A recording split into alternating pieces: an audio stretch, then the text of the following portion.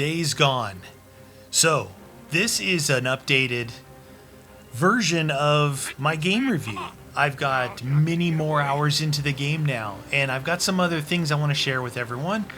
One is the story has finally started to develop, and it's a little bit all over the place, but you're kind of getting an idea of the background. But that being said, some of the missions, a fair amount of the missions, are really getting tedious. Like, there was some missions where it told me to drive from one place to another, and as soon as I got there, there was 2 lines of dialogue, and then it was over. That was it. It was like, go see Boozer at the camp. How you doing? Fine. All right, later.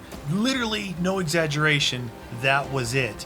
So there's some things popping up, that are annoying. There was some long missions where it's partly you do some stuff, mostly your follow mission, where you're following them around. One is inside a cave and one is searching for Boozer when he's drunk.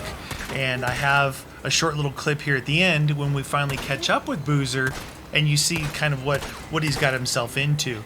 So it's a little crazy. It's a little crazy how these missions feel like filler missions to almost fill out the length of the game to give you a certain amount of playtime.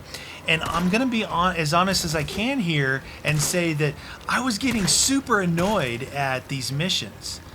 Like, not only the ones that make you drive with the 2-liners, but these really slow missions, and at the end you think, okay, that just took me 45 minutes to walk around a cave with a guy and all this kind of stuff.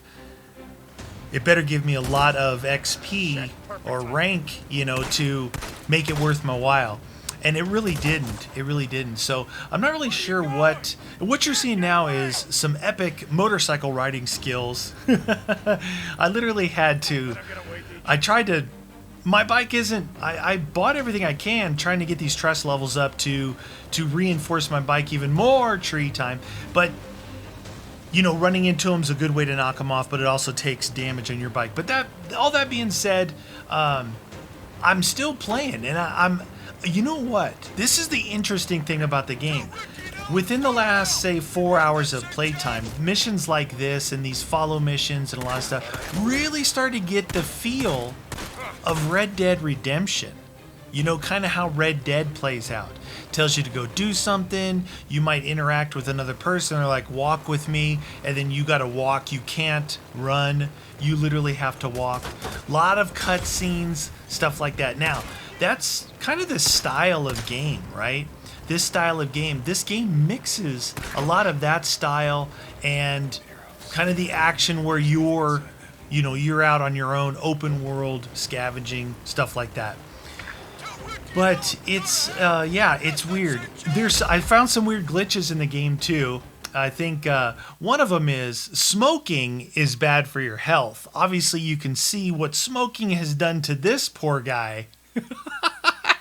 He's not head and shoulders above the rest. I came out of Addie's infirmary and I'm like, what is that over there in the distance? And it was just his head and partial chest smoking a cigarette. I haven't found a ton of glitches, but I found a couple funny ones like this. I just happened to catch this one because he was just sitting there. He was sitting there enjoying his cigarette. I wasn't sure what to do with this poor fella. I didn't know if I could help him. I think I tried to melee him, but he's not really there. Like, he's a hard target to hit. But there's been a few times where we've come across cutscenes where we see the hordes, right? We see these hordes, and I think, all right, this is it.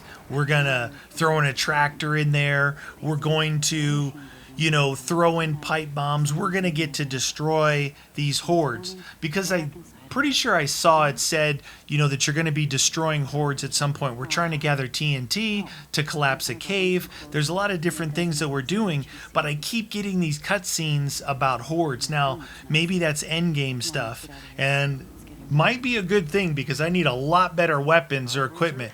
This is where we finally catch up with drunken Boozer taking a walk, and we're having kind of a brotherhood heart-to-heart scene. We're going to go out together and I think we're about to fight this horde, but we don't. We got to run away because we're in a terrible position. All that being said, you know, it's the games that you put your time into, that you kind of get invested in emotionally, tracking the story, that and time, that when these other things pop up, like these really short, busy missions, they tend to annoy you even more. And that's what this game has done to me. I really, like, there's a couple good missions, you know, there's a couple good things, and then all of a sudden, just a flurry of go listen to the chopper guys talk, or go visit the grave that's all the way across the map, or go say hi to Boozer a kilometer away.